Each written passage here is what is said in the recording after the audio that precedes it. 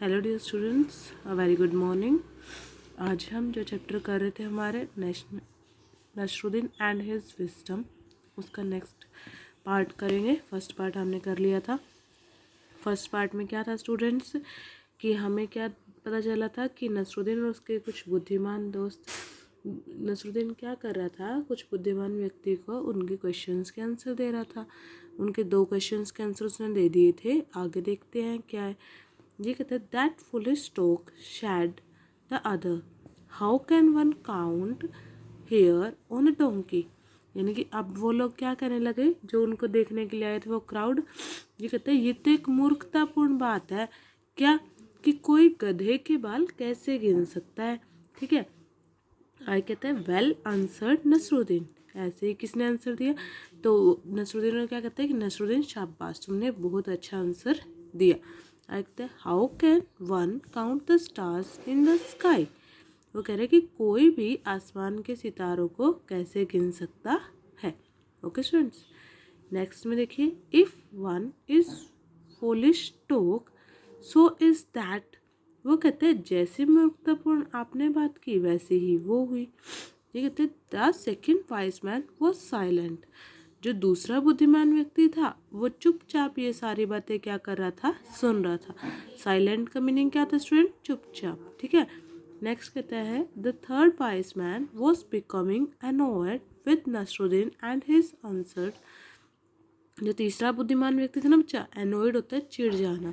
ठीक है, वो इरिटेट हो गया था एक तरीके से कि भाई नसरुद्दीन कैसे ये आंसर्स दे रहा है। तो वो क्या कहता है, सो ही सेड, तो उसने कहा you seems to know a lot about your donkey, कि तुम्हें अपने डोंकी गधे के बारे में बहुत कुछ पता है। So you can tell me how many hairs are there on its tell.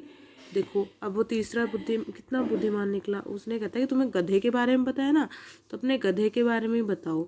वो कहता है ये बताओ कि तुम्हारे गधे की जो पूंछ है उस पर कितने बाल है।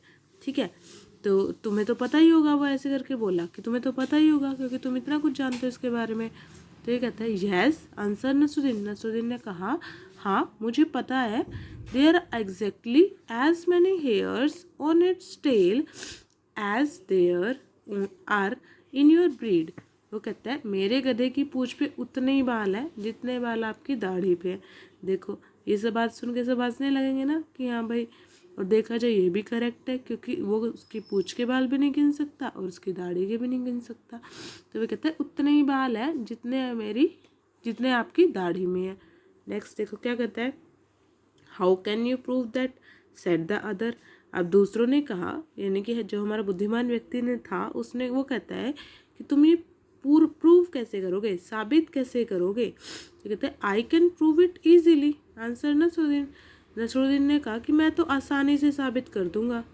ठीक है, आगे कहते हैं you can pull one hair out of my donkey tail for every one I will put out of your beard. वो कहता है कि आप एक बाल मेरे गधे की पूंछ से निकाल लो, मैं एक बाल आपकी दाढ़ी से निकाल लूँगा और साबित हो जाएगा। ठीक है, आगे कहता है for every one sorry, if the hair on my donkey's tail do not come to an end at exactly the same time as the hair in your beard, I will admit that I was wrong.